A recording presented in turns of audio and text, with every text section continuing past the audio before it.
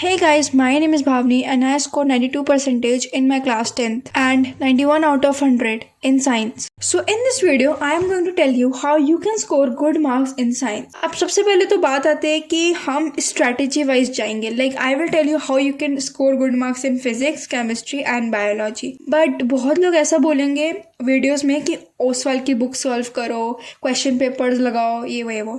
Trust me with that, I did not solve any reference book. I only solved some previous year questions जो बहुत ज़्यादा important थे and जो repeatedly आते थे. कभी देखा है टॉपर को किसी और के नोट से पढ़ते हुए? अगर तुम्हें अच्छे मार्क्स स्कोर करना है तो तुम्हें अपनी हैंड राइटिंग के नोट्स बनाने पड़ेंगे and if you are making your own notes you have to revise them. ऐसा नहीं है कि हमने कोई चीज़ लिख दी तो हमें वो हमारे दिमाग में चले जाएगी. You have to revise your notes and you have to learn them. Okay, so let's start with physics. You have to revise your notes and read your notes properly.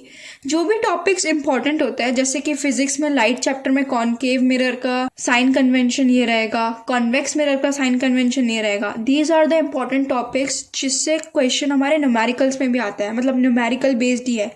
तो try to understand the things deeply and try to learn them. तुम जितना topics को question के साथ practice करोगे वो इतने ज़्यादा स्ट्रांग रहेंगे एंड तुम एग्जाम में उसे नहीं भूलोगे. Let's talk about chemistry now. So chemistry में कुछ ऐसे टॉपिक्स रहते हैं जहाँ से क्वेश्चन बहुत ज़्यादा आते हैं, तो प्रॉपरली उन जगहों का करना बहुत ज़्यादा इंपॉर्टेंट है. In chemistry we have to remember chemical equations अच्छे से, कार्बन एंड कंपाउंड्स में से फंक्शनल ग्रुप एंड ये बहुत सारी ऐसी चीज़ें हैं, कुछ ऐसे टॉपिक्स है जो बहुत ज़्यादा इंपॉर्टेंट रहता है और वो बोर्ड्स में आते ही आता है.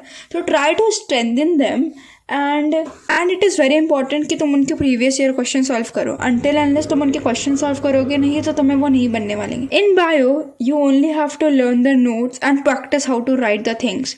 कुछ ऐसे कीवर्ड्स एंड की पॉइंट्स रहेंगे, अगर तुम अपने आंसर में लिख दो और वो जो कॉपी चेक कर रहा है अगर वो तुम्हारे की पॉइंट्स को देखेगा तो वो समझ जाएगा कि हाँ तुम पढ़कर आए हो. So it is very important to add key points in your answer and to underline that. जो 4 स्टेप तुम लोग को स्क्रीन पे दिख रहा है वो फॉलो कर लो एंड तुम लोग को जेन्युइनली साइंस में अच्छे मार्क्स आएंगे.